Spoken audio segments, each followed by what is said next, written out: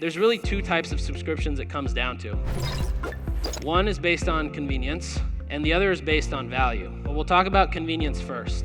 Convenience is something that is basically just in a routine. You have some type of predictable consumption habit associated with the product. You have, in most cases, some degree of high consumption, although you might have something like Brightland olive oil, which might be lower consumption because the volume of what it comes in. The goal of this subscription is not necessarily really anything outside of let's just make this consumer's life easy. Ideally, the reason you run with a subscription in this category is you want it to be somewhat stickier than a one-time purchase customer. So if you get a good customer in, your goal is that somebody likes this product and you can get them to subscribe, because it's easier than them just coming, the first week of every month or the first month of every quarter to come back and reorder. Now, some brands that I think this applies to is usually anything consumption-wise. So, Pros for your hair care, or Gain for your protein, Hint water, Brightland olive oil, Sprit Society. Now, the second type of subscription,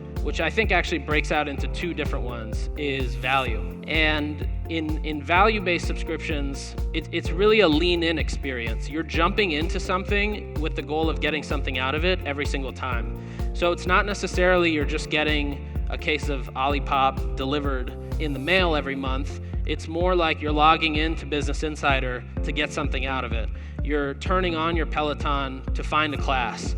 You're opening up Netflix on your Apple TV to find a new show and spend time watching it. The whole goal with these value-based subscriptions is you get access to content, you get access to networks. If you're paying for a membership, whether it be some kind of like society membership, you get access to people. And in some cases, like with Roman or HelloFresh, you're also getting curation out of it. So not only are you getting the product or the value, but you're also getting samples in your box from other brands that might be relevant to you. With this, you have some kind of predictable delivery schedule. If it's content-based, you know that every morning you wake up, there's going to be a newsletter, or every day when you log in, there's going to be a new article. If you have a value-based subscription, it's very hard to get out of once you get in it, right? You think like things like Patreon, which is kind of how YouTubers monetize some of their audience, or even Amazon Prime is a great example. They started years ago, and they've only just been adding more and more value to a point where you would never think about leaving.